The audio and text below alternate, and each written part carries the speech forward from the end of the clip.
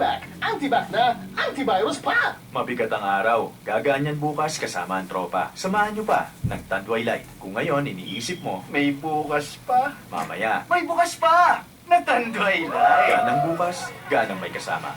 Tanduay Light. Drink responsibly. Pag magaan ang samahan, magaan ang bukas. Tanduay Light. Gaan ang may kasama. Drink responsibly. Naaprobahan na ang bagong tax reform program sa gobyerno. Dugang na po bayaran asa man padungang kwarta sa katawhan? Isip mo sa ka-taxpayer, katungod nimong mahibawan kung asa padong matag sentimo nimong gibayad. Hibaw unsa ang mga proyekto o programa sa gobyerno o asa kini igahin. Pangutana sa Freedom of Information con FOI para sa klarong impormasyon, datos, dokumento. Bisitahon ang www.foi.gov.ph. Malampuso ng akong FOI request. Ang Pilipino kay nakasabot og manginlabot. Ako si Lola Marivic, 67 years old. Ug ako si Lolo Mario, 75. 48 years na migminyo sa edad na ako. Kaya pa na akong mangumpra o magluto. Ako, kaya pa na akong mangay og mga gamit sa balay. Ang sekreto na mo, salig sa tambag sa doon, sa tambal pang maintenance, Kinahanglan, di kalidad, masaligan. o sa presyong kaya. Salig mo sa right maintenance medicine. At ako po si Susan Rose. Anumang gamot ang kailangan. If symptoms persist, consult your doctor. Ito ang DXDR 981 sa Dipolog City. Basta balita at serbisyo publiko. Tatak RMN.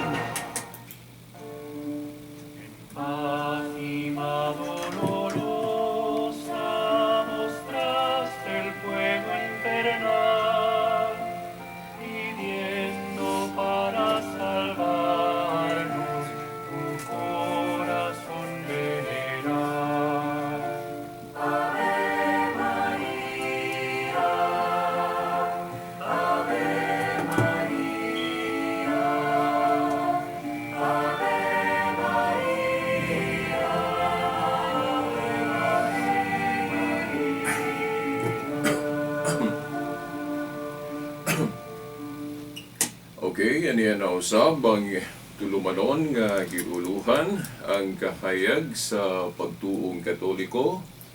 Uban gihapon niining ubos ninyong alagad sa maong tulumanon, Silbert Dundoyano Senior alias Veritas. Okay, sa gihapon ang magauban nato dinhi sa istasyon. O gihapon no, ang atong kasamang radio man sa technical side. Si kasamang radyoman Tani Luod o kusab si kasamang radyoman Tax Ilumba. Sa gawas mo gyapon agatong mga kaubang mga radyoman gyapon no, si kasamang radyoman Rinaldo Cuenca o kusab si kasamang radyoman Kion Ilumbaring. Pasiunang patimbayan no, sa gihapon sa atong amahan dinhi sa istasyon ang atong station manager si kasamang radyoman Edgar Dagubo uban na sa iyang mga kaubang mga radyoman. Sa gihapon ako moingon taliwala nining atong problema no nga padayon pagyapon ning pandemya nga gihatag sa virus gani nadugangan pod no kay ning ulan na to nga mubaha gyud labi na dito sa Luzon. So hinaot no kaganina na naminaw ko sa homilya no sa pari nga misa nga on air gyud diri sa istasyon no nga nanawagan nga unta kita mutabang sa mga napiktuhan sa maong baha dito sa lapit dito sa Luzon. Kung nahinumdum ko sa mga pulong di ka na ko malimtan gani ako manggi-post no dinhi sa atong account no sa Facebook nga matud pa sa maong pari nga ang pagbuhat ug maayo pag-alagad sa Ginoo ang pagbuhat ug lautan yang ipasabot nga pag-alagad sa demonyo. Unya kini diing pag-alagad sa Dios dili lang ni kay peras anang gibuhat sa mga pari, no? O peras aning magsangyaw ta. Bisan unsa nga mga buhat maayo, nagbuhat kag maayo kuno sa imong trabaho, diya sa gobyerno, o unsa may imong trabaho diya, no? Kanang mamaligya baka, o bisan unsa nimong trabaho basta maayo, wa ka manglimbong. O, naghatag o kaayuhan dili lang nimo kundi sa imong isig katao pag-alagad na sa Ginoo. So pahinumdom ni nato ug ang pagbuhat ug daotan pag-alagad sa demonyo. So hinaot nga kadtong humiliya kaganina sa pari maghatag ito og dakong pahinumdom kanatong mga matuhuong Kristohanon. Sa gyapon, no, ako moingon maayong adlaw sa Ginoo, no, sanglit Domingo man. Ang uban siguro moingon usugig na maayo aning adlaw. Nga virus plus ulan kayo, dayon sa pana baha, usugig na maayo ana Veritas. Maayo gyapon. Maayo gyapon. Nga naman. Kay kung nisinatik ta og mga ingon ani, dili man guni isipon nato nga dako gining kawad-on nato isip mga matuhuon sa Dios. Kay kining kinabuhi nato sa kalibutan lumalabay raman. Ug naaman ta sa panahon diin anaa ang pagtest o pagsulay sa Ginoo nato nga bisan unsa man ang atong sitwasyon sa atong kinabuhi, whether ana ata sa kalipay o sa kasakit, kung ang atong pagtuo niya buhi gihapon, lig-on gihapon, so dili na dakong kawad-on atubangan sa Dios. Dili na ingnon nga mamiligro niya ko inig atubang nato sa Ginoo. Ug kuwaon na niya akong kinabuhi dinhi sa kalibutan. Mamiligro gyud ko inig atubang nako sa iyang hukmanan. Ngano man kay agi aning pandemya or agi aning sa panikinig baha o sa ning katalagman, no? No, dili kita mamiligro kung bisan pa niining tanan. Straight to the point, gihapon ang atong pagtuo na gihapon. So, mga pagsulay. So, ang importante nga, bisan unsa ang mga panghitabo, gusto ang Ginoo maglantaw nato nga gatuo kita niya. Unya, ang atong pagtuo, dili lang kay istorya lang. Buhat yun. Matod palagi sa pare, ang pagtuo mo nato sa Dios, mo man ang pag-alagad nato sa Dios. Yan kanang pagbuhat ug maayo. Mo man yung mga ebidensya.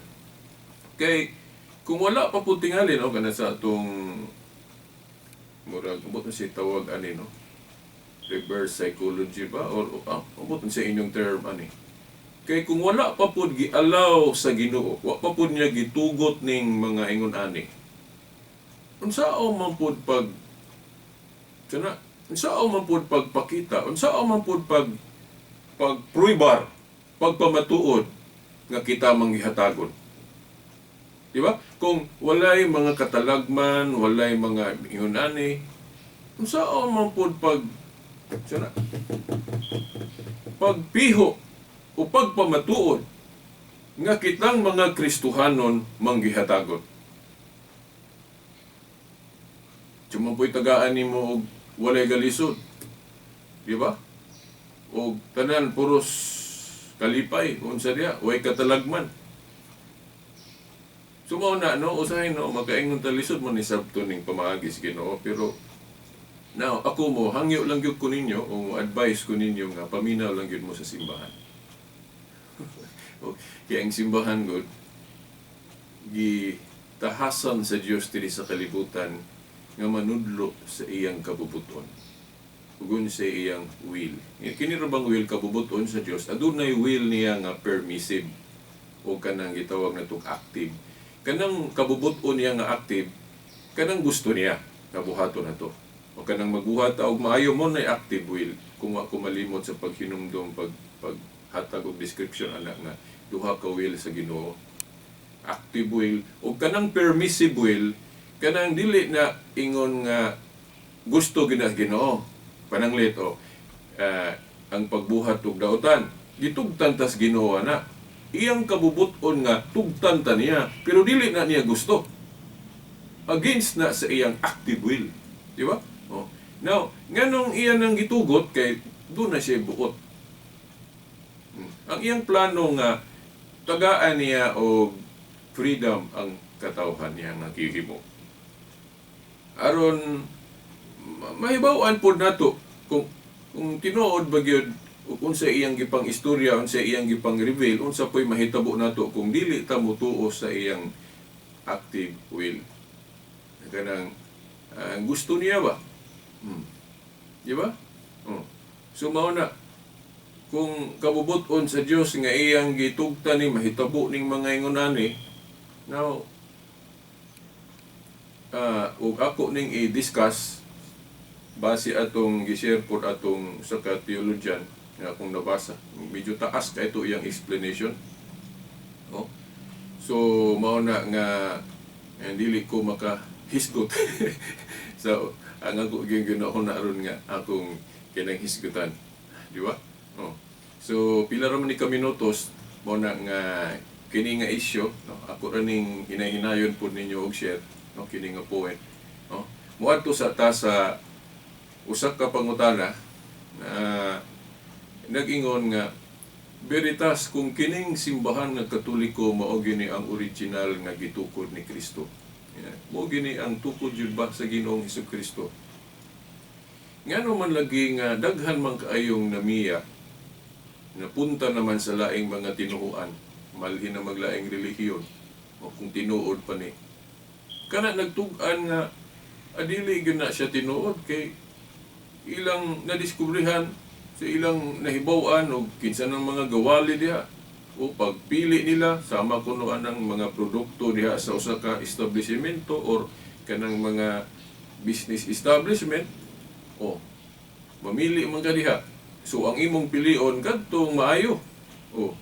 Unya nganong ila mang gipili tong pagbiya sa Katoliko. Daghan man kaayong namiya sa tinuhuan ng Katoliko. So ang uban moingon kay nakita diha nga dili gina sa mao ang tinuod nga gitukod ni Kristo mao nang gibiyaan. Now, no sa atong pagtuo, no, kitang mga Katoliko nga gatuo nga reverse o lahi pares nako. Nagtuo gyud ko nga kining simbahan nga Katoliko mao gyud ni ang original nga gitukod ni Kristo. Base sa akong pagtuon. Kay maora man guning simbahan na ang makasubay sa iyang kagikan nga maganid pagbalik panahon gyud sa pagsugod sa Ginoo niadtong unang siglo. Di ba? Unya ang unang appoint niya nga steward o tinugyanan, no, katong pagtukod niya og iglesia ga pili naman siya tao nga mo-act sa iyang pagka-leader, no, si Pedro. Ako naman yung naiskutan sa Mateo 16:19. Sa taliwala sa mga apostoles, si Pedro iyang gitugyanan sa mga yawi sa gingharian sa langit. Di ba? O diyan katong taliabot na gyud ang pagkayab ni Kristo sa langit, gipahinumduman niya si Pedro, no? Nga ikaw Pedro mo akong representative, no? Katong sa Juan 21:15-17, katong giingnan niya si Pedro kay ako lang iparaphrase kay mo adto naman ko. So atiman na ang ako mga karnero. So kanang pag-atiman, shepherd man na kanang mo atiman. Si Kristo man ang shepherd sa iyang katawhan. Nya didto tanang mga apostoles na didto. Pero si Pedro ray ang giingnan, Pedro atiman na ang ako mga karnero. So mao na nga sa pagtuong Katoliko ang gi-appoint pag-una ni Kristo nga mahimong universal pastor kung wala ang iyang visible presence si Pedro. Nga Katoliko ra mong gayud katudloan na. Kay ang ubang mga pundok ron lahi man ang ilang gihimong universal pastor. Ang uban si Ellen White man kuno may una din. Uban si Felix Manalo, si Apollo Kibuloy o kinsa pa na diyang mga pundok nga lahi ang ilang unang maisip na itong universal pastor. Ang unang yung gipili ni Kristo nga mahimong universal pastor o steward, representative ni Jesus Christ, si Pedro man. Kunya, history will show us nga kini naman Katoliko ang iyang universal pastor nga mao gyud na ang posisyon ni Pedro nga ini ka bakante tunay mo puli. Magpili gyud mo puli kay naamang gud sa buhat 1:20 kung ang katungdanan mabakante giingon diha dunay mo puli. Ang example lagi ana ang gitumong katungdanan ni Judas na bakante gipulihan nagpili sila puli. So maura po na karon kay pagkabakante sa katungdanan ni Pedro kay martir man to siya sa Roma. So automatic nagpili og kinsay mapuli niya dito sa Rome kay nakaabot man dito sa Roma, di ba? Si Linus mo yung nakapuli as Bishop of Rome. So automatic nga siya mo'y silbing steward sunod ni Pedro. Yung inana, doon ay mapuli. Unya, kung atong tanaw ng King James Version ng mga tinahod nga tigpaminaw, King James Version, ang hubad diha nga gigamit anang katungdanan sa apostol nga pulihan kung mabakante. Basahan ninyo kanang King James Version nga naay mga Baptist nga paborito nilang hubad kanang King James. Ito yung 1611 version. Giingon diha nga kanang katungdanan sa apostol nga mabakante gani kuno kung pulihan, gitawag na diha og bishopric. Sa to pa obispo. Sa to pa ang sumusunod sa mga apostoles mao nang mga obispo. So tama gyud ang pagtuong Katoliko, di ba? Unya kay agis kadako na ron sa gingharian ni Kristo mao na nga gi-hierarchy og maayo ang mga obispo. Ay katong mga senior gitawag og cardinal or archbishop or unsa diya ang basta kay bishop ra gihapon na puro. Yun na lay hierarchy. Kaya nga na naman yun ang institusyon. Basta maghisgot galing katungdanan, ako naman nahisgotan, review lang mo kung nakalimot mo. Naraman na sa atong YouTube, no? I'm sorry. Okay. Naraman na sa atong YouTube. Naka-playlist mo sa atong YouTube ang Veritas di Pulog. Katong gahisgotag hierarchy, no? Katong protocol, no? Sa gingharian sa Diyos. Ako na niya discuss ng hierarchy sa katungdanan. Okay.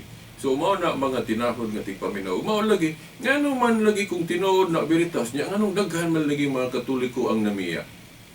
Now, sa Biblia, may numduman nato nga naapoy massive apostasy. Pero dili tibuok ha, dili total.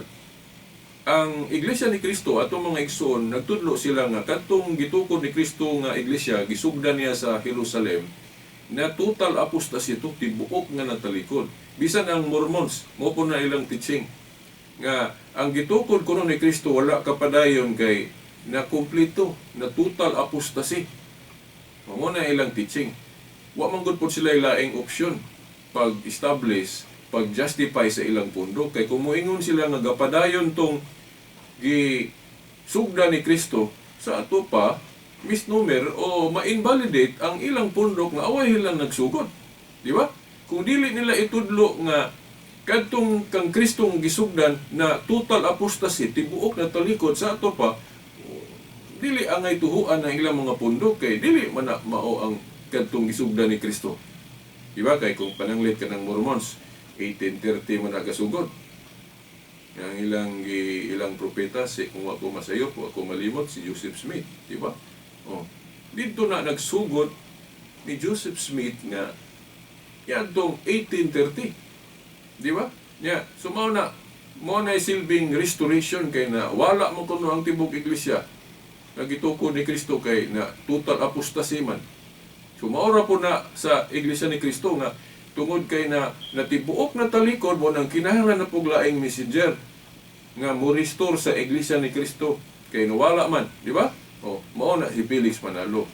Unya kita mga Katoliko dili kita makatuo anang total apostasy kay si Kristo na gurang gatukod. Sayang kay no nga makaingon ba ta nga si Kristo nga pundar og maayo sa iyang iglesia unya dili lig-on. Sayon-sayon nung laguba sa demonyo. Lisod kay na no sa logic, lisod kay na no.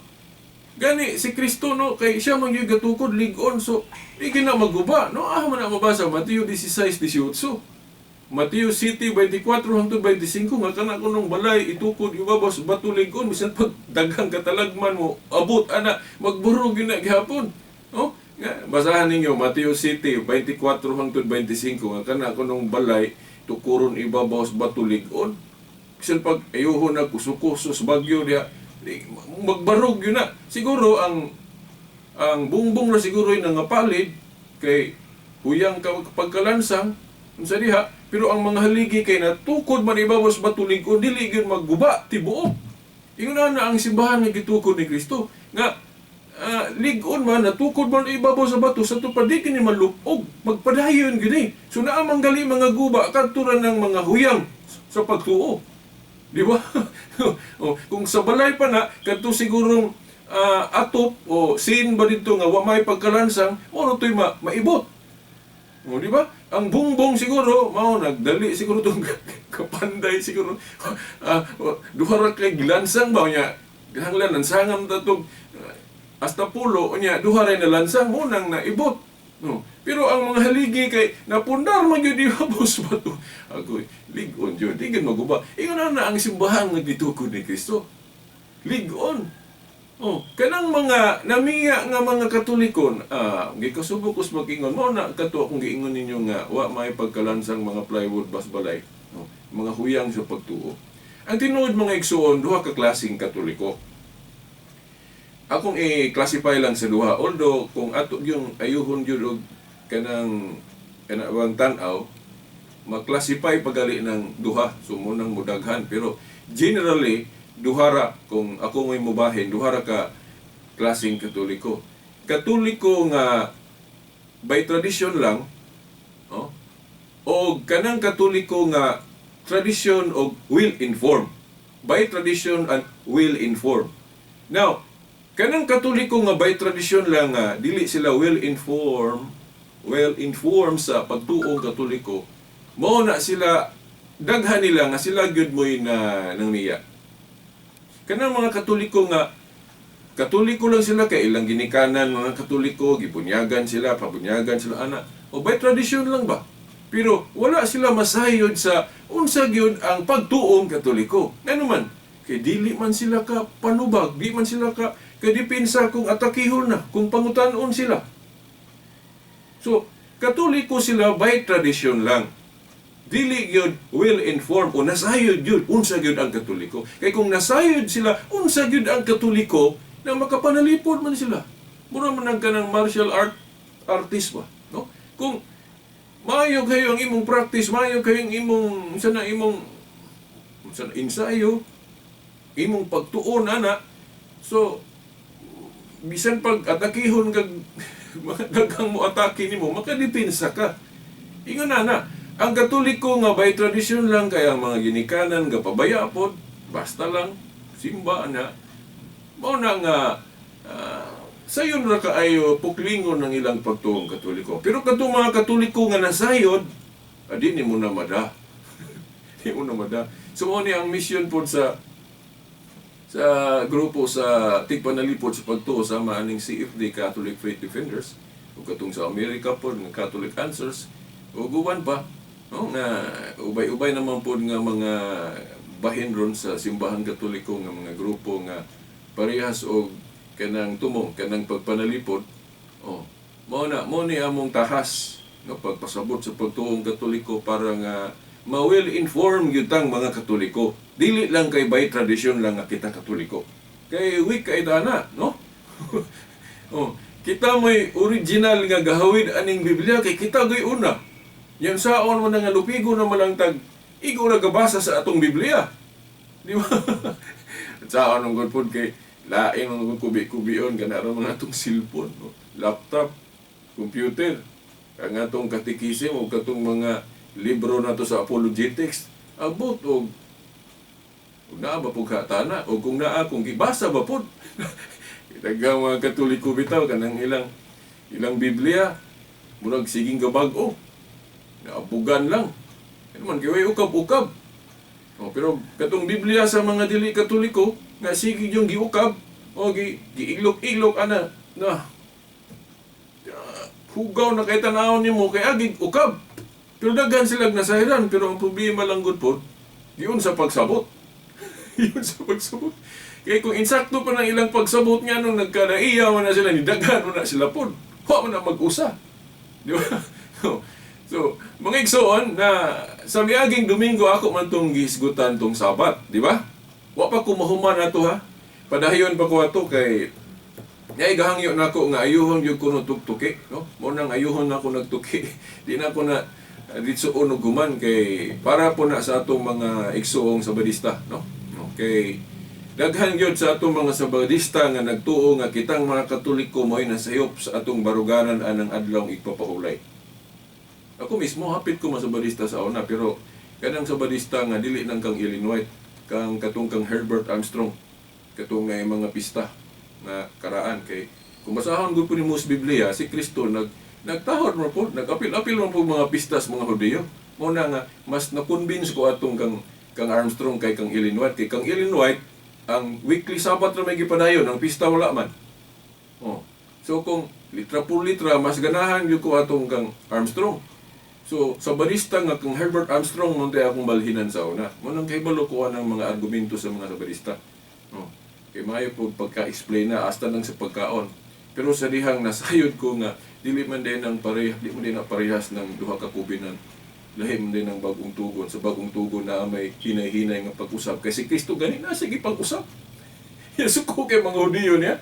Nga ang iyang pag-usap, fulfillment of the law. Dili sabton nga giguba ang balaod. At ang ining yung sunod Domingo mga igsoon aton nang ipadayon. So, one of the igong panahon, hangtod sa sunod Domingo pohon. Kini yung inyong alagad, no? Sa kahayag sa pagtuong Katoliko, Silbert Dondoyano Sr. alias Veritas. Sa ngalan sa Amahan, sa Anak, sa Espiritu Santo. Amen.